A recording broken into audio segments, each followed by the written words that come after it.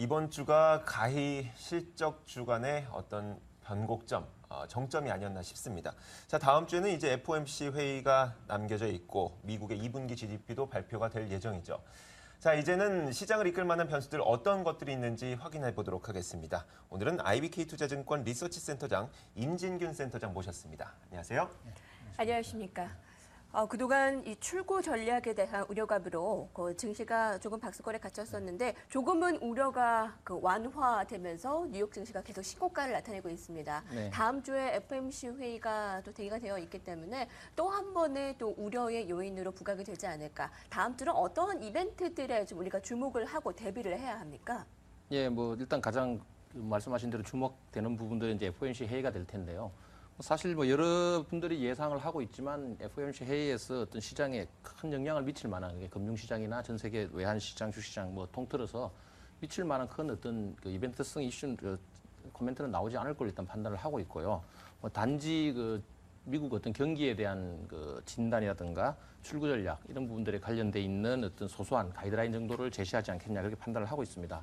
오히려 이번 FOMC 회의보다는 9월로 예정돼 있는 그 그렇죠. FOMC 회의에서 네. 뭐 보다 출구 전략 관련된 구체적인 어떤 그 일정이나 가이드라인이 나오지 않겠냐 그렇게 판단을 하고 있는 상황입니다. 그럼 이번에는 뭐 예전에 했던 얘기가 거의 되풀이 정도로 되는 한 점검되는 정도로 나올 가능성이 많다라는 말씀이신군요. 네, 뭐 지난번에 그 했다가 크게 시장 버냉키 쇼크를까지 유발을 네. 했었는데 그 위에 그 좀 막아내느라고 계속 긍정적인 멘트들을 계속 보냈지 않습니까? 네. 아마 그 연장선상에서 크게 다르지 않지 않겠냐 그렇게 판단을 하고 있습니다. 그렇군요. 그렇다면 미국의 2분기 GDP 발표는 어떤 식으로 나올지가 좀 궁금한데 이 JP 모건이라든지 바클레이즈 쪽에서는 미국의 2분기 GDP 성장률을 하향 조정했잖아요. 네. 이 내용은 어떻게 봐야 됩니까?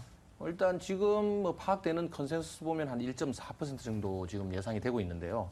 1분기 1.8%에 비해서 이제 많이 이제 둔화되는 그런 모습을 보이고 있습니다. 뭐 아시겠지만 정부 재정 지출 축소가 아마 가장 큰 이유지 않겠냐 싶은데요. 네.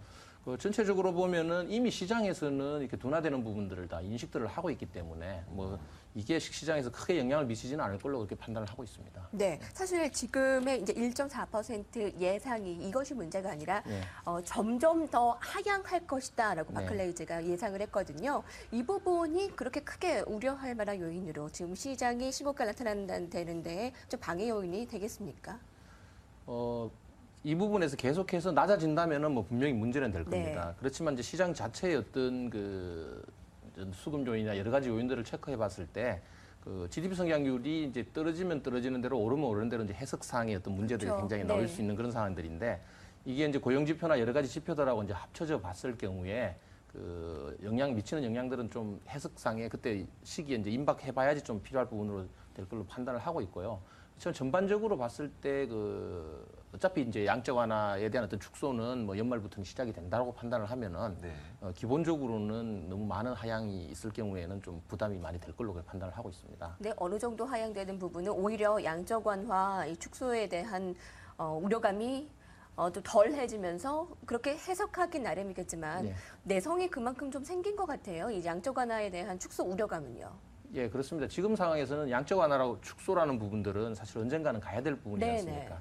사실은 1차, 2차 양적 완화는 정해진 시간에서 네. 끝났기 때문에 물론 끝나고 나서 충격은 있었지만 그 예정된 그 계획대로 갔었기 때문에 뭐 나름대로 이제 극복할 수 있었던 부분인데 이번 같은 경우에는 끝나는 시점이 정해지지 않은 상황에서 그 시점을 정하다 보니까 이제 여러 가지 이제 시장에 미치는 영향이 커지는데 실제로 연말까지 지속된다고 보면 이미 풀린 돈이나 이런 부분들이 뭐 1, 2차에 비해서 그렇게 작은 규모도 아닙니다.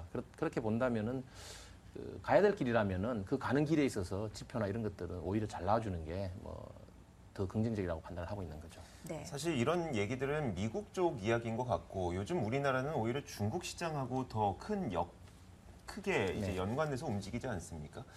이런 가운데 중국 정부가 워낙 경기 부양책을 내놓지 않다 보니까 최근 뭐 2주 사이에는 몇 가지가 있었지만요. 워낙 경기 부양책을 내놓지 않다 보니까 우리 시장에 대한 전망이 좀 불안한 것 같아요. 그래서 불안한 것 같은데 이 중국에서 과연 추가적인 부양책이라든지 어떤 우리 시장에 도움이 될 만한 그런 정책을 내놓을 가능성이 있을까요? 아마 새로 구성된 중국의 그 어떤 그 정치권들이 이제 사실은 굉장한 딜레마에 지금 빠져 있는 것 같습니다. 실질적으로 경기 상황이나 이런 것들을 봤을 때는 부양책을 당연히 내놔야 되는데 네. 어떤 부채 문제라든가 나머지 문제들을 또 고려를 하면은 내놓을 수도 없고 또 초기 단계에서 지금 뭐 전반적으로 개혁을 추진하고 있는 상황이기 때문에 이제 굉장히 어려운 상황이긴 한데 지금 전반적으로 진단을 해보면 중국 경제는 거의 뭐 바닥권 수준을 일단 보고 있고 뭐 이런 상황을 조기에 탈출하기 위해서는 그 크고 아주 강력한 부양책이 나오긴 힘들다고 보지만 뭐 최근에 나오듯이 움직임 따라서 조금씩은 나올 수밖에 없는 상황이지 않냐 판단을 하고 있고요. 그런 부분에 화답을 해서 이제 국내 증시가 움직이고 뭐 대부분의 이머징 그 증시들이 그 미국에 비해서 디커플링 현상을 보이고 있는데 그 이유가 아마 중국에서 발생이 되는 걸로 보고 있는데 중국 쪽에 사실 바닥 징후들은 뭐 최근에 계속 보이고 있습니다. 네. 어떤 뭐 철강 재고도 그렇고 화학 제품 재고도 그렇고 그런 것들이 바닥권을 보이면서 이제 가격이 조금씩 움직이려고 하는 모습들을 보이고 있기 때문에 그런 부분들을 좀 지켜보면서 국내의 어떤 관련주들에도 계속 관심을 가질 수 있고 그런 주식들이 움직일 때 지금 이제 IT주나 기존에 주도했던 주식들이 좀 부담을 느끼는 상황에서 또다시 주가가 어떤 상승할 수 있는 모멘텀이 그쪽에서 나올 수 있지 않겠냐 네. 판단을 하고 있는 상황입니다. 모멘텀을 조금 기다려볼 수도 있다는 것인데요. 사실 중국이 이 우려감이라는 것이 더 깊어지지는 않을 것이다. 이것만으로도 안도감을 어느 정도 줄 수가 있을 것 같습니다. 다행히요. 근데 예. 유로존에 대한 문제도 유로존이 아직까지 해결될 기미가 더 많이 남아 있지만 조금씩 그 지표를 통해서 바닥을 좀 탈피하는 것을 우리가 확인할 수가 있죠. 예, 뭐 유럽은 사실은 처음부터 예상했을 때 몇 년 전부터 계속 나올 때마다 어느 쪽이 바닥일 거라는 예측들을 많이 했지만 네. 뭐 가장 대세는 시간이 오래 걸릴 것이라는 생각을 했었고 그 오래 걸린 과정에서 지금은 정말로 이제 완만하지만 이게 V턴이라는 이런 것들보다는 사실 유턴 완만하지만. 형태의 어떤 네네. 완만한 형태의 어떤 모습들을 최근에 좀 보이고 있기 때문에 이러한 부분들도 중국 경제가 어떤 바닥을 찍는 어떤 신호의 약간의 계기가 될 수 있지 않겠나 보고 있습니다. 뭐 전반적으로 많은 분석들이 나와 있지만 사실 미국 경기가 회복이 되면은 중국 경기에 바로 반영이 돼줘야 되는데 최근에 이제 미국의 어떤 정책적인 요인들, 뭐 에너지 정책이나 여러 정책 요인 때문에 연결이 바로 안 되는 상황이었지만 유럽의 경기가 만약에 그 긍정적 쪽으로 움직이면은 중국 쪽에 더 빠른 영향을 미칠 수 있지 않겠냐 판단을 하고 있기 때문에 전반적으로 유럽이 또 좋아지면은 중국이 좋아지고 뭐 한국까지도 영향을 미칠 수 있지 않겠냐 그렇게 판단을 하고 있습니다. 네, 전 세계적인 이슈들, 세계 경기 판단에 대해서 이야기를 나눠봤습니다. 우리 시장 이야기인데요. 다음 주가 되면은 대형주들은 실적 발표가 이제 거의 나타나지 않게 될 것이고 중소형주 위주의 이제 실적 발표가 주로 나타나게 될 텐데 과연 중소형주 실적은 어떻게 보고 계십니까? 지금 이제 코스닥 시장에서 컨센서스에 있는 종목들이 한 150개 정도 되는데요. 그렇게 합산을 해보면은 순이익 기준으로 한 8천억 정도, 8,500억 정도 나옵니다. 이 수치는 전년 동기 대비해서 한 17% 정도, 그리고 지난 분기 대비해서 한 40% 정도 성장하는, 증가하는 그런 모습들을 보이고 있는데, 물론 실제로 나오면서 이제 이런 부분들이 조금 낮아질 개연성도 분명히 있긴 하지만, 지금까지 나온 실적에서 큰 쇼크를 보인 종목들이 별로 없다고 보면은 네. 중소형사들도 어느 정도는 밑으로 할 수 있지 않겠냐 이렇게 판단을 하고 있습니다. 그렇지만 이제 중소형주에 대한 어떤 그 전망은 실제로 중소형주 자체의 전망보다는 시장 전체 관점에서 이제 중소형주의 어떤 포지션을 이제 판단을 해봐야 되는데 최근 이제 주식 시장이 중국 관련주 중심으로 해서 좀 반등을 이루면서 지금 1900선에 다시 올라왔지 않습니까? 이러한 지수들이 1900대 중반 정도로 간다면 이제 지수에 대한 부담들을 좀 상당히 느낄 수 있는 그런 상황이고 그렇게 본다면은 다시 중소형주에 대한 관심들이 조금 커질 걸로 판단을 하고 있습니다. 지난 연말부터 올 이제 상반기까지 굉장히 중소형주들의 관심들이 많았었는데요. 근데 이번에는 양상이 조금 바뀔 수도 있지 않겠냐는 판단을 해보고 있습니다.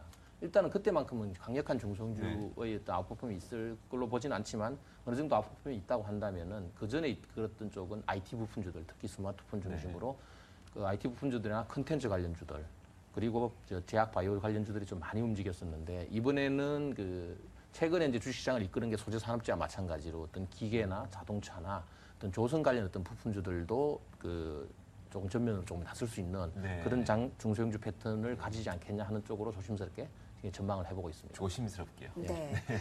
이제 대형주의 세상이 아니라 사실 그전 코스닥이 그냥 아우시장, 동생시장으로만 이렇게 펼쳐졌는데 이제 제2의 정말 그 창조 경제의 힘으로 코스닥의 네. 힘이 하반기에는 조금 더 받아서 좀 높이 날지 않을까 이런 기대감도 좀 해보게 됩니다. 자, 그러면 이제 8월을 한번 예상을 해보겠는데요. 7월은 뭐 기대감과 우려감이 교차하면서 그래도 좀 마무리 국면이 이 1900선의 위에서의 마무리가 될 가능성도 많아 보입니다. 이제 8월에는 어떠한 측면 쪽으로 어떤 쪽으로 좀 증시가 돌아갈 것으로 예상을 해볼 수가 있습니까?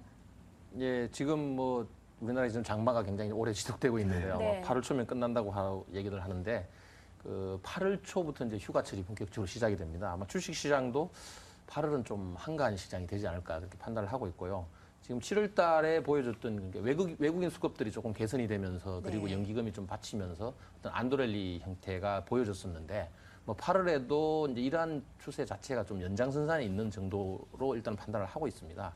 특히나 이제 1900선이 지금 도달한 지수가 만약에 1900 중반선까지 간다면은 거기에서는 어떤 밸류에이션에 대한 또 부담들 얘기들도 나오고 특히 IT 쪽이 지금 삼성전자나 하이닉스가 그 사상 최고 실적을 기록했음에도 불구하고 어떤 모멘텀 상실에 대한 또 우려들이 네. 좀 커져 있는 상황이고 그리고 이제 중국 관련된 어떤 소재 산업재 쪽이 중심이 된다 하더라도 일단 전반적인 대세 상승이나 어떤 업황 자체가 확실하게 살아나는 부분이 아니고 바닥권을 잡고 이렇게 네. 턴어라운드 하는 쪽에서 이제 꼬리를 잡고 있다 보면은 이제 올해 큰 폭으로 가긴 힘들다고 보면은 약간의 어떤 부담을 보이면서 좀 소강 상태를 보일 수 있는 장이 8월 달에는 연출되지 않겠냐 그렇게 판단을 하고 있습니다.